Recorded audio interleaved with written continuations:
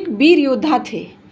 कहते हैं ना कि जब जब धरती पर अधर्म बढ़ता है तब तब समय समय पर ईश्वर स्वयं देवताओं के साथ धरती पर मानव रूप में जन्म लेकर धर्म की स्थापना करते हैं और अधर्म का विनाश करते हैं। उसी प्रकार देवताओं के पुत्र भी इस धरती पर धर्म की स्थापना के लिए जन्म लेते हैं। तो आज हम इसी बारे में जानेंगे। आज हम वीर अभिमन्यु की कथा जानेंगे। दोस्तों, उससे पहले अगर आप हमारे चैनल पर नए हैं तो प्लीज़ चैनल सब्सक्राइब कर लीजिए, बेल आइकन प्रेस कर दीजिए ताकि आगे आने वाली वीडियो का नोटिफिकेशन आप तक पहुंचता रहे, और एक लाइक कर दीजिए। तो चलिए जानते हैं वीर अभिमन्यु के बारे में। महाभारत की कथा के अनुसार अभिमन्यु को चंद्रदेव का पुत्र माना जाता है। एक पौराणिक कथा के अनुसार संसार में अधर्म बढ़ने के कारण सभी देवताओं ने अपने अपने पुत्रों को अवतार के रूप में धरती पर भेजा था ताकि वह असुर शक्तियों से लड़ सकें। परंतु ऐसा कहा जाता है कि चंद्रदेव अपने पुत्र का वियोग सहन नहीं कर सके, इसीलिए उनका पुत्र केवल 16 वर्ष की अल्पायु के लिए ही धरती पर जन्म लिया था, जो कि वीर अभिमन्यु थे। कहते हैं कि अभिमन्यु अपनी माता सुभद्रा की कोख में थे, तब अर्जुन सुभद्रा को चक्रव्यूह भेदने का रहस्य बता रहे थे और सुभद्रा बीच में ही सो गई। तो चक्रव्यूह में प्रवेश करने का रहस्य तो जान पाए अभिमन्यु, लेकिन अपनी माता की गर्भ में होने का और उनके सो जाने के कारण उसमें से निकलने का रहस्य नहीं जान पाए, जिसका परिणाम यह हुआ कि उनकी मृत्यु हो गई। इसीलिए कहा जाता है कि गर्भवती स्त्री हो या कोई भी हो, अगर आप किसी धार्मिक कार्य में हो या धार्मिक आयोजन में हो तो जितना हो सके आप उससे सुने। अगर नहीं सुन पाते हैं तो वहाँ सोएं ना, नहीं तो उसका परिणाम दुष्परिणाम में बदल जाता है। खैर, वो तो विधि का विधान था। चलिए जानते हैं आगे। द्यूत कीड़ा हारने के बाद द्रौपदी के साथ सभी पांडवों को 13 वर्ष के लिए वनवास हो गया। इस अवधि के दौरान सुभद्रा अपने भाइयों के साथ द्वारिका में ही रह रही थी। अभिमन्यु की परवरिश भी द्वारिका में अपने मामा बलराम और कृष्ण की छत्रछाया में हो रही थी। बलराम और कृष्ण द्वारा शास्त्र और शस्त्र युद्ध विद्या का भी प्रशिक्षण अभिमन्यु को दिया जा रहा था। अभिमन्यु के कौशल को जानकर बलराम जी ने शिव का रौद्र धनुष उन्हें सौंप दिया था और कहा था कि तुम पर देवताओं की असीम कृपा है। तुम अपने पिता अर्जुन की तरह एक कुशल योद्धा हो। तुम्हें महादेव शिव का रौद्र धनुष देता हूँ, जिसे छोड़े गए बाण अचूक होंगे। जहाँ अभिमन्यु द्वारिका में युद्ध कला की दीक्षा ले रहे थे, वहीं दूसरी तरफ पांडव अपने अज्ञातवास के आखिरी वर्ष मत्स्य नरेश राजा विराट के यहाँ भेष बदल कर रह रहे थे। जब राजा को अर्जुन की असलियत का पता चला तो उन्होंने अपनी पुत्री उत्तरा का हाथ अर्जुन के हाथ में देने की इच्छा जताई, जिस पर अर्जुन ने गुरु शिष्य का संबंध बताते हुए उनका यह प्रस्ताव अस्वीकार कर दिया और अपने पुत्र के साथ उत्तरा के विवाह का सुझाव रखा। महाराज ने अपनी पुत्री के गुरु के रूप में महाराज, मैं आपकी पुत्री के गुरु के रूप में यहाँ पे रह रहा हूँ, अतः मैं उत्तरा से विवाह नहीं कर सकता हूँ, ऐसा अर्जुन ने कहा। परंतु आप उत्तरा का हाथ मेरे पुत्र अभिमन्यु के लिए दे दीजिए। ऐसा कहकर अर्जुन ने महाराज के सामने यह प्रस्ताव रखा। इतने महान पिता का पुत्र होने के कारण महाराज मत्स्य नरेश ने एक क्षण भी विलंब किए बिना इस प्रस्ताव को स्वीकार कर लिया और मात्र 15 वर्ष की आयु में ही उत्तरा और अभिमन्यु का विवाह कर दिया, जिसके पश्चात कुरुक्षेत्र का युद्ध प्रारंभ हो गया। तथ्यों के अनुसार जब अभिमन्यु को कुरुक्षेत्र के युद्ध के बारे में पता चला तो अपने पिता के पक्ष में लड़ने के लिए तैयार होने लगे, परंतु मातृभाव और मातृ प्रेम की वजह से सुभद्रा ने उन्हें जाने से रोका। सुभद्रा ने उनकी कम उम्र और नवविवाहित पत्नी का वास्ता देते हुए उन्हें रोकना चाहा, परंतु इस पर अभिमन्यु ने कहा, माता आपकी चिंता जायज़ है, परंतु जो अर्जुन जैसे धनुर्धर का पुत्र हो, जिसे खुद श्री कृष्ण ने शिक्षा दी हो, और इस वक्त मेरे पिता को मेरी आवश्यकता है। यदि मैं संसार के मोह को ही देखता रहूँगा तो मैं वीर क्षत्रिय कैसे कहलाऊंगा? आप मुझे आज्ञा दीजिए। आप अपनी माता से आशीर्वाद लेकर अभिमन्यु सभी अस्त्र शस्त्रों के साथ युद्ध के लिए निकल पड़ा। कुरुक्षेत्र का युद्ध कुल 18 दिनों तक चला, जिसके युद्ध के फेरे में जिसे अभिमन्यु के युद्ध कौशल के बलिदान के लिए जाना जाता है। महाभारत की कथा के अनुसार अर्जुन युद्ध करते करते एक समय पर रण क्षेत्र से काफ़ी दूर चले गए थे और इसी बात का फायदा उठाते हुए गुरु द्रोण को एक योजना सूझी और वह दुर्योधन से बोले, दुर्योधन, मैं इस समय चक्रव्यूह का निर्माण करने जा रहा हूँ।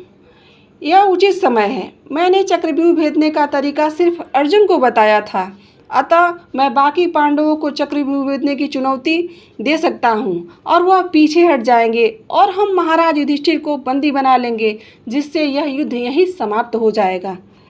हुआ भी कुछ ऐसा ही। चक्रव्यूह की रचना कर दी गई और गुरु द्रोण पांडवों को चक्रव्यूह भेदने की चुनौती देने लगे।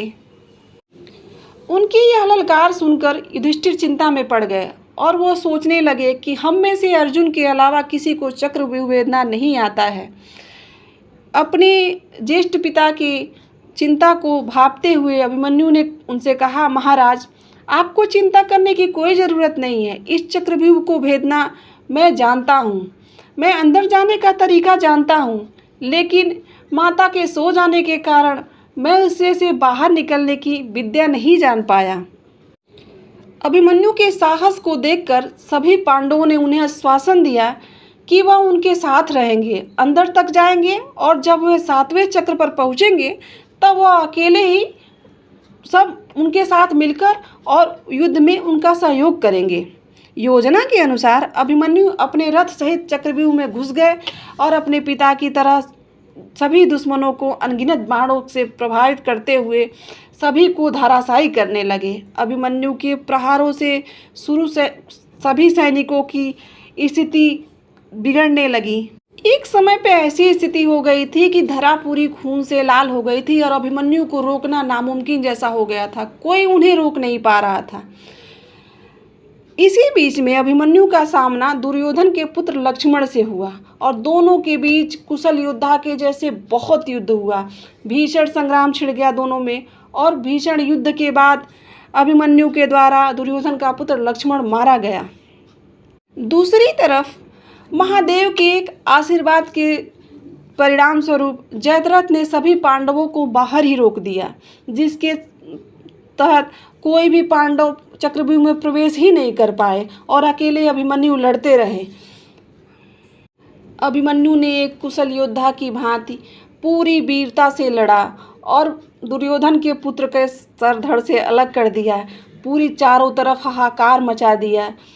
जब ये समाचार दुर्योधन को प्राप्त हुआ कि उसका पुत्र मारा गया अभिमन्यु के द्वारा, तो दुर्योधन क्रोध से बौखला उठा और उसने धर्म की सभी सीमाएं तोड़ डाली और उसने द्रोणाचार्य से कहा कि इस बालक की मृत्यु चाहिए मुझे, चाहे उसके लिए जो भी करना पड़े।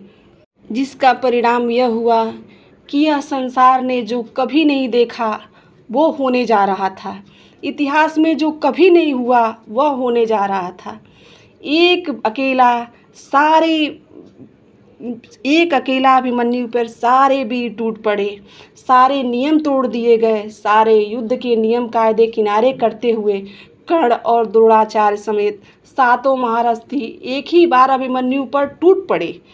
सबने मिलकर अभिमन्यु को घेर लिया, जिसके बावजूद अभिमन्यु पूरी ताकत से लड़ते रहे, मगर सभी साथियों ने मिलकर उनके रथ के घोड़े को मार दिया। जिसके बाद अभिमन्यु ने अपने रक्षा कवच बना रखा था उस तलवार को उन्होंने काट दिया। उसके बाद उन्होंने उनके रथ के पहिए के टुकड़े टुकड़े कर दिए।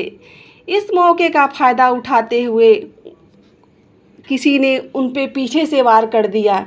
अभिमन्यु जब जयद्रथ की ओर पीछे की ओर जोरदार प्रहार किया और उसके उपरांत एक बार में सभी 7 महारथी एक 16 साल के बालक पर टूट पड़े। उस समय कुरुक्षेत्र का दृश्य कुछ ऐसा था कि धरती रो रही थी, आकाश रो रहा था, कुछ नियम कानून कुछ नहीं चल रहा था, जिसका परिणाम यह हुआ कि अभिमन्यु वीर गति को प्राप्त हो गए। अभिमन्यु की मृत्यु की सूचना जब अर्जुन को मिली तो वह क्रोध से भर उठे और उन्हें प्रतिज्ञा ली कि सूर्यास्त के पहले मैं जयद्रथ का व्रत कर दूंगा, नहीं तो मैं खुद अग्नि में समाहित हो जाऊंगा।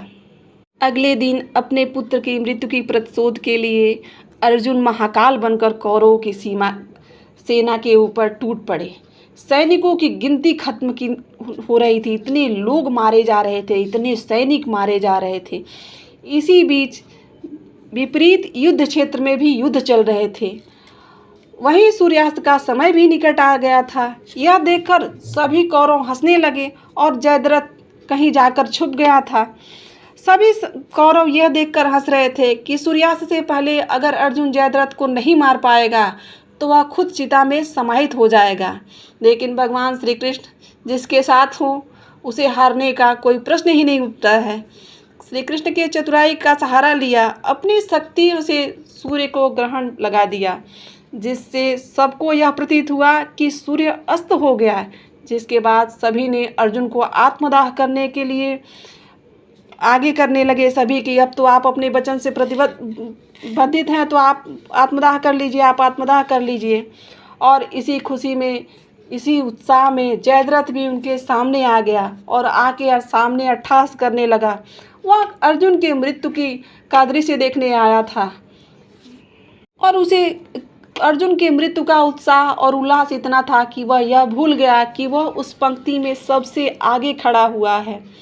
इसी बीच भगवान श्री कृष्ण ने कहा अर्जुन से कि हे अर्जुन, वीर योद्धा कभी अपना शस्त्र त्याग कर किसी अग्नि में प्रवेश नहीं करते हैं, इसलिए मेरा सुझाव यह है कि तुम अपने धनुष और बाण के साथ ही अग्नि में प्रवेश करो।